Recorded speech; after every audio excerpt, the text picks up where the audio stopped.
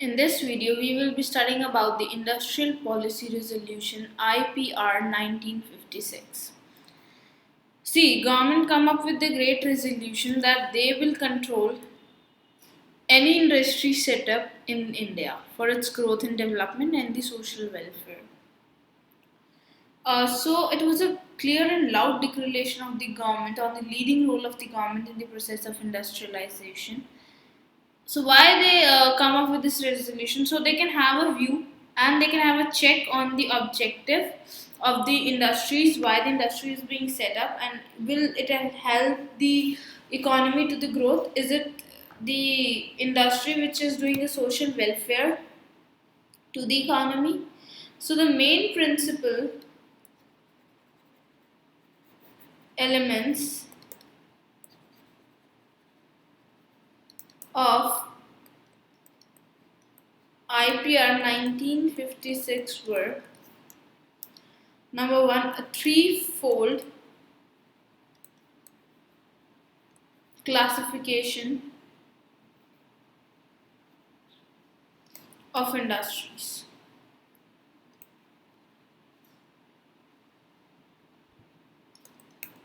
So, number one was your public sector enterprises on which the government has a control and it is run by the government.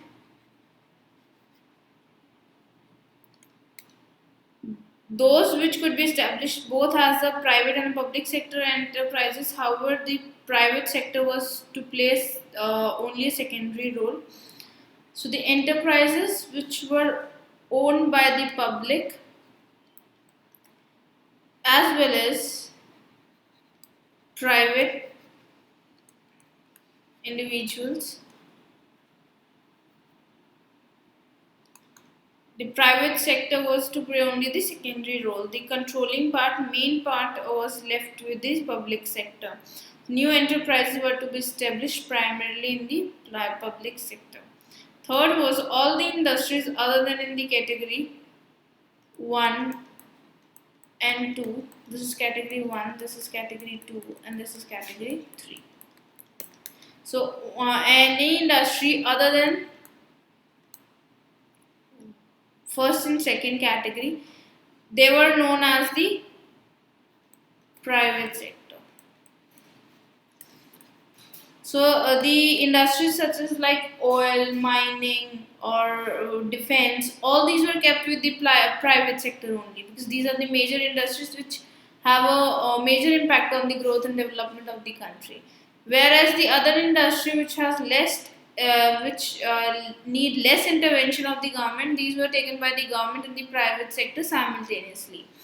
Both were the part of the industry, and the other industries which need less intervention of the government were given to the private sector.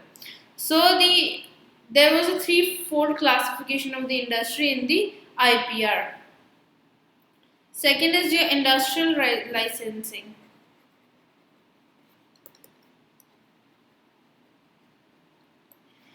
which mean any industry, if you are setting up any industry and if it is set up by the private sector, they need to obtain the license from the government, they need to take the permission from the government. They used to tell the government what is their business, what is the objective, how they will help in the growth and development of the society. So by doing this, if the government agrees and find it right for the society, they give the license to the industry. Third is your industrial soaps. See, if you are setting up an industry in the backward region of the country, if you are setting up the industry in the backward region of the country, what it will do, it will provide the employment facility to the people of that region. So it will automatically increase the income of that particular region. So if you are setting up an industry in the backward region of the country, the government used to give the subsidies, or they used to give the extra benefits to those private entrepreneurs, like tax free.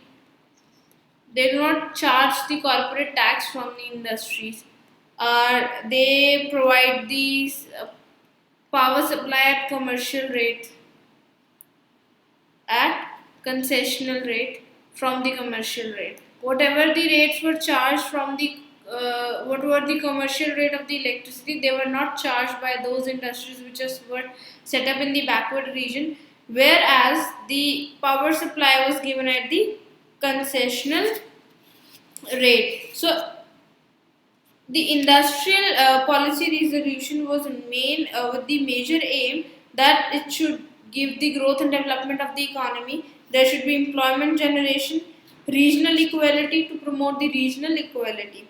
So these were the main reasons for the industrial policy resolution, and these were the principal elements of IPR 1956. I hope you have completely understood this. Do download our Scholars Learning app and enjoy the learning experience with us.